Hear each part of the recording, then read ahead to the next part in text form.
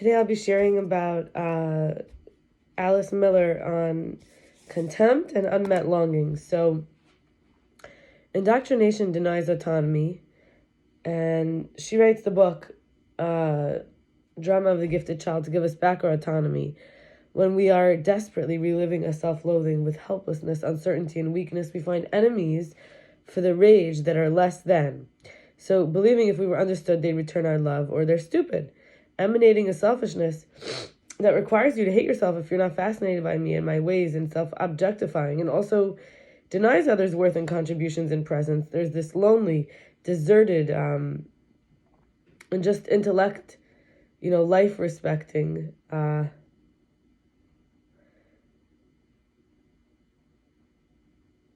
not even that. It's not life-affirming, not life-honoring, not life-respecting. It's sort of in just the intellectually feeling lonely and deserted, repressing the parts of me that I hate in order to blind me to those parts of others and their needs that are from those parts, choosing the ideologies over painful truths that someone doesn't respect or return my feelings, pushy about achievements and yet withholding recognition and guilting instead after, making people feel ridiculous, stupid, noisy, common, compared to a grandiose parent I'd never be able to emulate. So I make others feel now non-existent unconsciously, beyond others intellectually and admired for it, being beyond others, but having to solve all the problems alone and expect everyone to do it alone and be strong and smart enough to do it alone always. Whereas healing requires choosing for self everything from politics to relationship to living situation, raising the consciousness, socializing, making friendships possible for me. But she talks about the unconscious desire for revenge that leads to manipulations and the fear of groups that will require dependence. Danger of idealizing systems such as helplessly those with racism, fascism, nationalism, phobias, etc.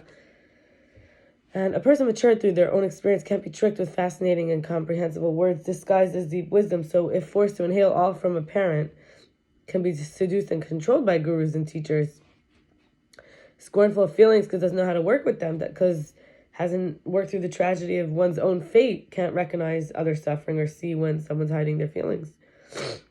Healing is all about discovering the past with help of feelings and learning to clarify these feelings, look for real causes, resolve transference, no longer displace hatred to innocence in order to protect those who earn their hatred.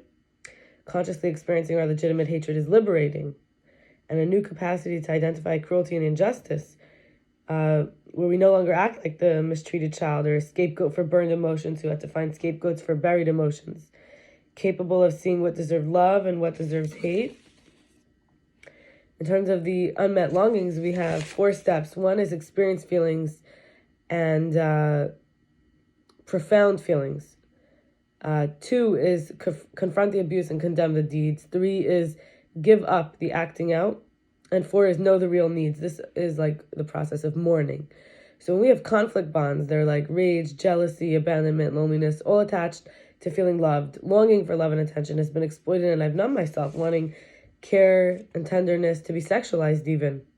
Seducing, being seduced by narcissists, addicts, idealizing as teacher, master, friend, struggle for social acceptance by not confronting the own history.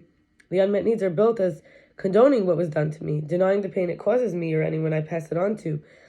Addiction sees when we start to feel our own feelings and recognize our own needs and stop catering to people who need to be the baby while also telling us what to do. And we ask her, what about my needs and feelings? Don't I matter? Why don't you care about me? Protest your love for me, please. Why don't you feel obligated? Why do you call it drama? Don't you have a conscience? I think of daddy issues really even more. It's like I've been dealing with, 1, choosing me over your conditioning. I'm human. Stop rejecting me just for existing and desiring love. And 2, I'm here to heal narcissistic addicts by being a light model. This is how we transform.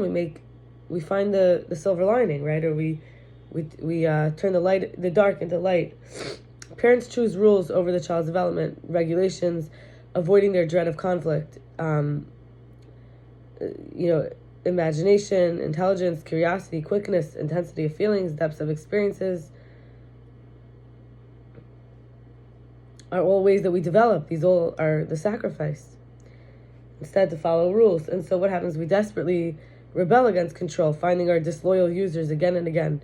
And this dread of uncertainty and punishment, conscience, forbidden desires, mocking, being exposed, found out, offensive tendencies, it all is the stirring of the soul. So then I had a conversation with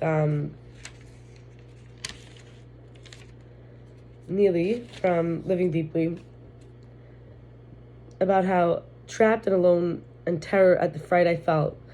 When I was doing like recovery, there's 12-step programs I would be very involved in, and one was where I was looking at step 6, what was called wrongs or things that I did wrong, but really like the root of it. And when I spoke with her about it, it was like, who to trust? I was so confused. There was no one to see me, hold me, or know me. This was obviously healing. My healing was helped by reading The Drama of the Gifted Child by Alice Miller. I felt isolated and cut off without allies or protectors, guides or comforters, and I couldn't share, couldn't feel safe. I compensated with self-destruction, and deeply I suffered privately, hidden away. There was remorse over my behavior when no one was holding me, so I could feel safe enough to feel. These behaviors were meant to protect me, and I just wanted to feel appreciated, that I'm a feeling being, not numb, but human. And the deep work to come home to and embrace so much of what used to hurt is a compassion for myself for what I went through, and welcoming a child who didn't have the words as I learned to speak. Now, I did write this some years ago, but I think it's still relevant for everyone, including myself, and to reclaim vulnerability and recognize that choice between how hard it was, how I do it differently, instead of numbing out, asking for help and reclaiming the vulnerability, well, with the courage to learn to trust again, is to come alive where the places were stuck or frozen by trauma. And having my voice in the moment versus silencing, when I want to make room for all of me in the relationship, then have the behavior seeing what didn't serve me. And Rabbi Ingber from Romemu, where I met NilI, says we are all erotic beings with lack and unknowing, trusting will be nourished, assuming the yearning will be assuaged. And in all this, I found, I read some Sufi poetry, and I read from Rumi, and I meditated. First, when I meditated, I had some realizations that resentment is, they didn't know better. I've done it too. Forgiveness, I like me more and I am loving and understanding and compassionate. The parasites is the willingness, like as I let go of other people's limiting belief systems to face the fear and let a higher power be more fundamental in every way. There's mercy, there's purity, like no one I have to be besides me. I only have to have sex when I want to, with whom I want, in the way I want, for as long as I want. And then really like coming into the knowledge of Hashem. Yud and He and Vav and He is the 4 letters of God's name in the Jewish tradition. And really before the Jews were called the Jews, before they actually got the Torah and left Egypt. So, just a second.